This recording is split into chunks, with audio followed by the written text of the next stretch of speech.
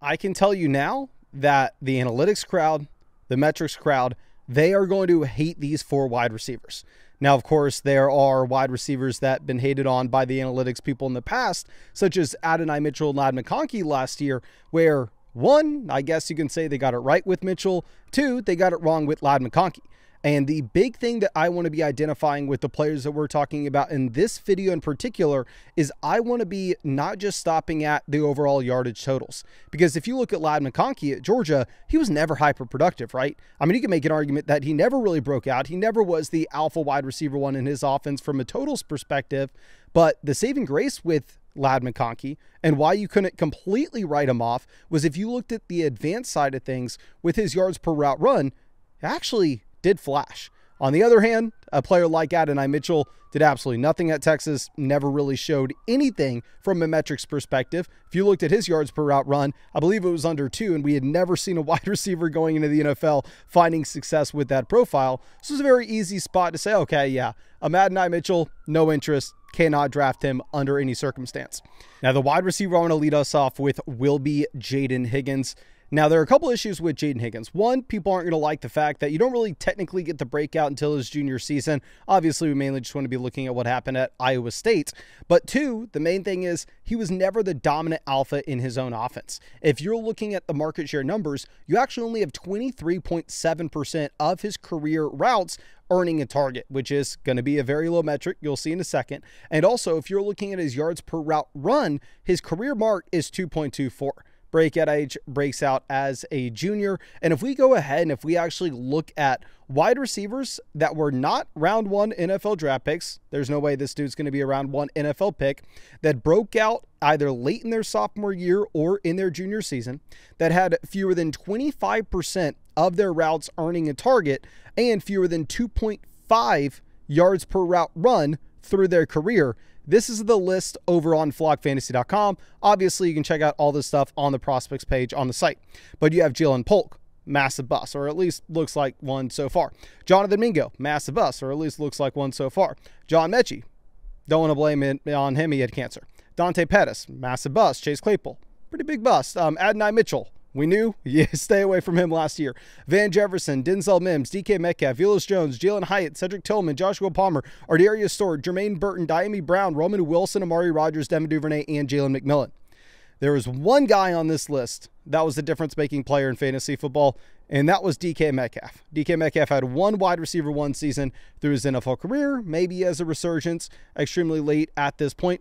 But a very interesting note with DK Metcalf is Metcalf actually played at Ole Miss with A.J. Brown. DK Metcalf also had injury concerns at Ole Miss, so it's very difficult to look at him as a prospect. And now this is going to be a continued trend that we actually have here, specifically with Jaden Higgins, because if you go through and if you actually look at the raw numbers of this Iowa State offense, it's not like Jaden Higgins didn't have another NFL caliber talent playing alongside him.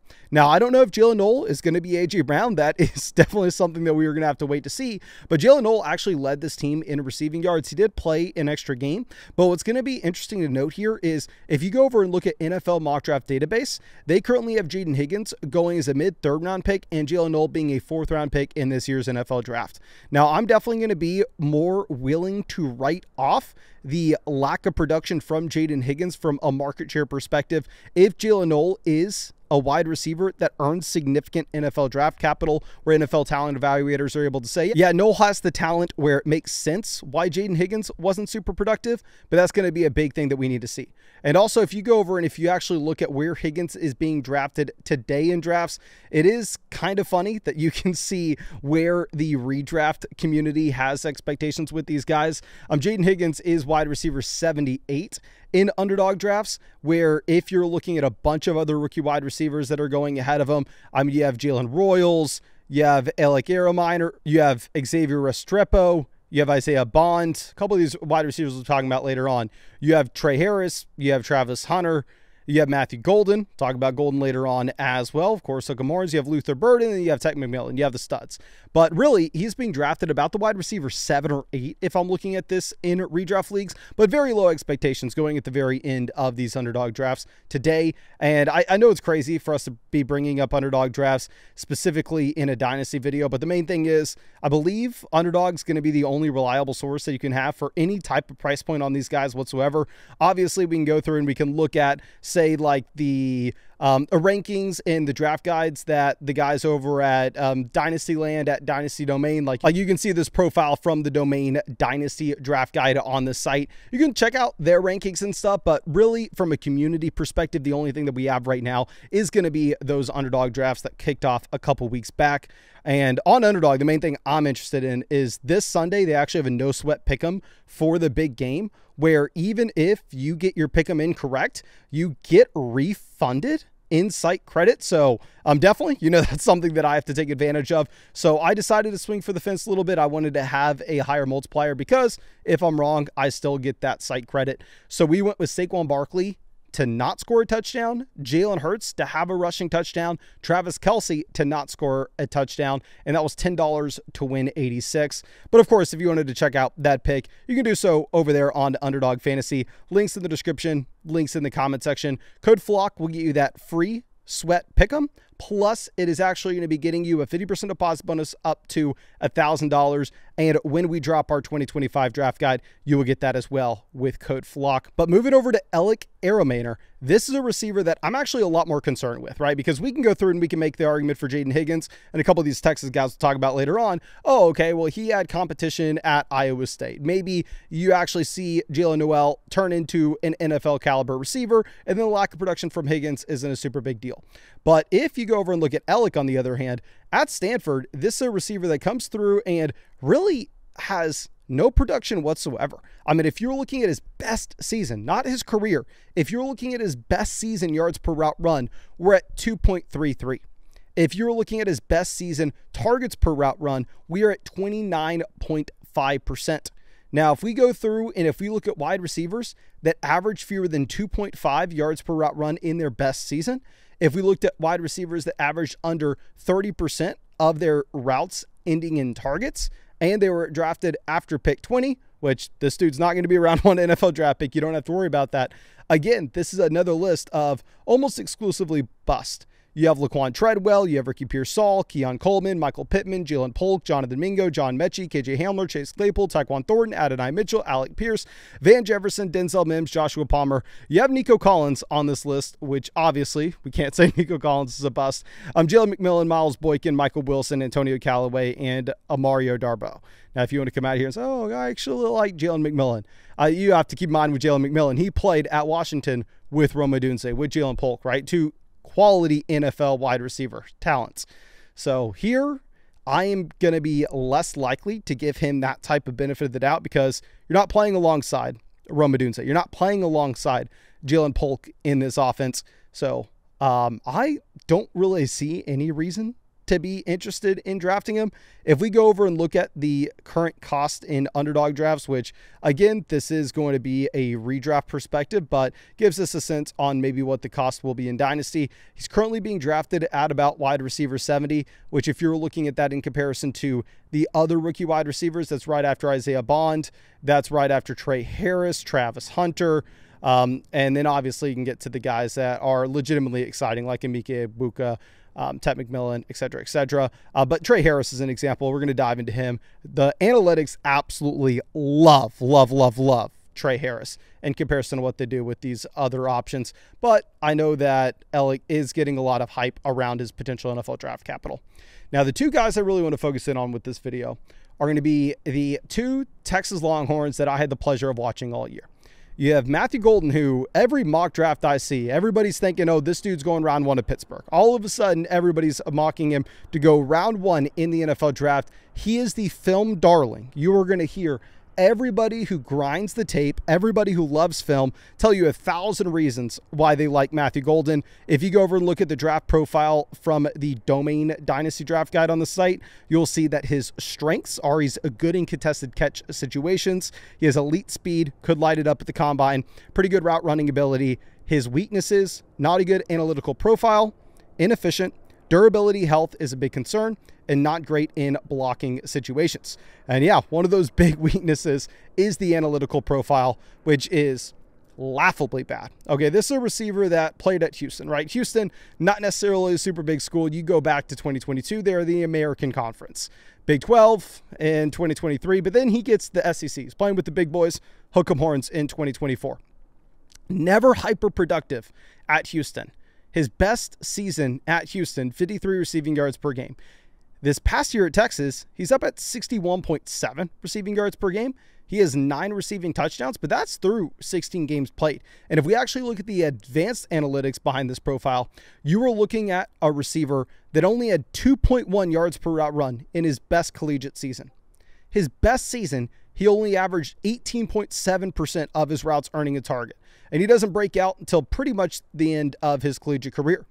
So if we go through and if we look at this, and obviously we're going to move the thresholds up. We're not just going to say only prospects that were worse from him from these metrics. Instead of looking at receivers that were under 2.1 yards per route run, we're going to be looking at 2.3, et cetera, et cetera. Here's your list. You have Jahan Dotson, Brian Thomas. Brian Thomas, absolute smash. We'll talk about it in a second. Ricky Pearsall, Xavier Legette, Michael Pittman, Jalen Polk, Jonathan Mingo, Dante Pettis, Chase Claypool, Adonai Mitchell, Van Jefferson, DK Metcalf, Cedric Tillman, Joshua Palmer, Jermaine Burton, Amari Rogers, Devin Duvernay, Chris Moore, Des Fitzpatrick, Josh Reynolds, and Eric Azuk-Anama. Now, here is the reason why we were willing to draft Brian Thomas last year, why the analytics, frankly, did not matter with Brian Thomas in the same way that they are going to with Matthew Golden. Brian Thomas played alongside Malik Neighbors, of course, and we said this at the time. Everybody knew this at the time. So this is the big issue that we have with people wanting to either only listen to analytics and go all in, or saying it's complete garbage because you see a wide receiver like Brian Thomas on this list. It always matters the context of the production of these guys, which is something that we've talked about for years, where you look at a player like Brian Thomas and we can immediately identify, oh, Malik Neighbors, top 10 NFL draft pick, phenomenal prospect in his own right. It makes sense for Brian Thomas to not have the production profile. It doesn't in this case for Matthew Golden. The other example that you can sit here is with Isaiah Bond, where also, the numbers are even worse. He's down at 2.02 yards per route run. This is Adonai Mitchell 2 years ago. This is why you know you cannot be drafting Adonai Mitchell, right? The comps look very, very similar. Maybe a few names here are a little bit different when we are changing the thresholds a bit. But the big thing that you need to ask yourself, if you're buying into like this Matthew Golden hype, and I know somebody is going to come out here and make the argument, oh, Quinn Ewers is a bum. Everybody hates Ewers, blah, blah, blah. I get it. I understand. I'm not going to sit here and make an argument that Quinn Ewers is great. But that's why we don't just look at their yards per route run. This is why you also look at their targets per route run. Because we've seen wide receivers absolutely dominate in offenses with garbage quarterback play, specifically from a target earning perspective. If you're in an offense with a bad quarterback, maybe the yards, maybe the touchdowns aren't there, but the targets will be because you will be open. If you're open, the quarterback's going to try to get you the ball no matter how bad they are. So this is the argument that people made with Adonai Mitchell, excusing the poor production last year.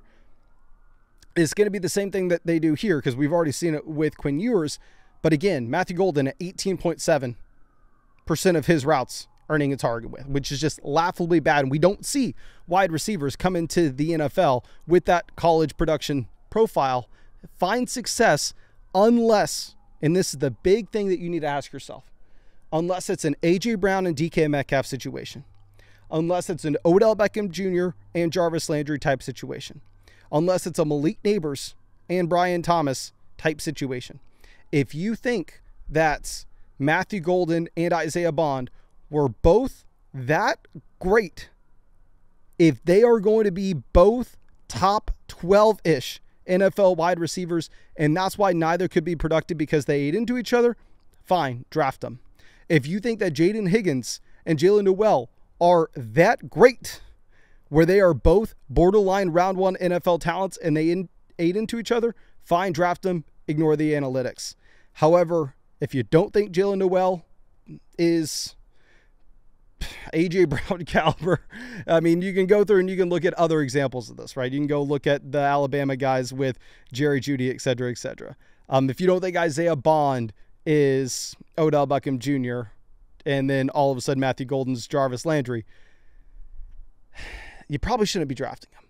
And of course, if you don't have any of those NFL caliber wide receivers in your same collegiate offense and you don't have the production, that's where you see the bust come from over and over and over again.